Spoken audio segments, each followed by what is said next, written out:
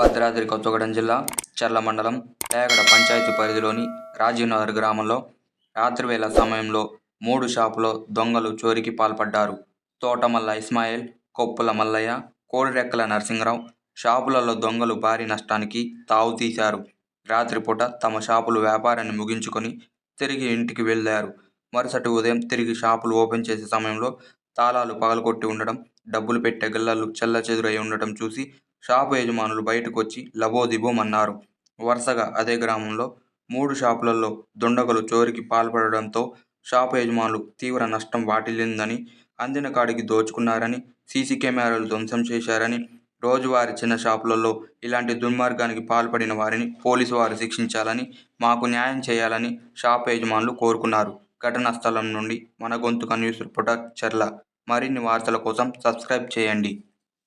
దొంగతనానికి పాల్పడిన దుండగులు సీసీ కెమెరాలో లభ్యం.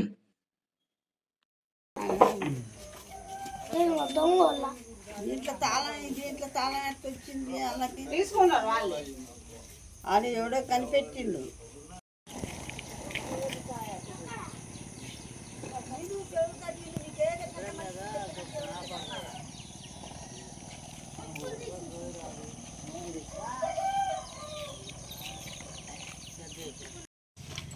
రావయ్య వాడు అది రాదని దాన్ని పెట్టి కొట్టేది పంపి తీసాను.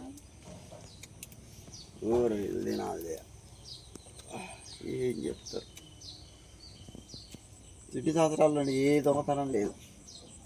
వాడికి రాత్రి లేస్తాం అప్పుడే పని లేస్తాం మంచి తీసేసా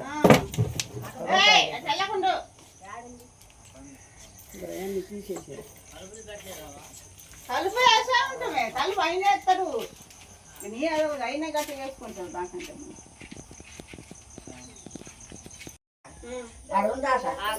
గడి కూడా వంకర వచ్చింది మొత్తం వాళ్ళ దగ్గర సౌండ్ రాకుండా తీసేయి ఉంటాయి చెల్లె.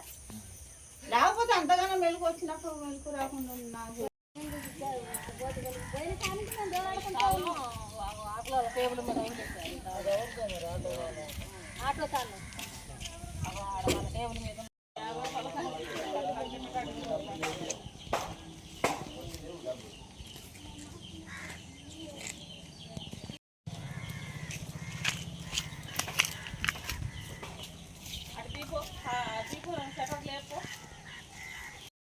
కాలవాన కిషోర్ డబ్బా వేసారు. అక్కడ రెండు పెట్టి తిప్పేశారు అక్కడ ఇరిగేటట్టు. మందు కాలేనంటారా? కావలసిన వాళ్ళేనండి. ఎవరు తెలిసిన వాళ్ళే, తెలిసిన వాళ్ళు చేసే వాళ్ళే కూడా.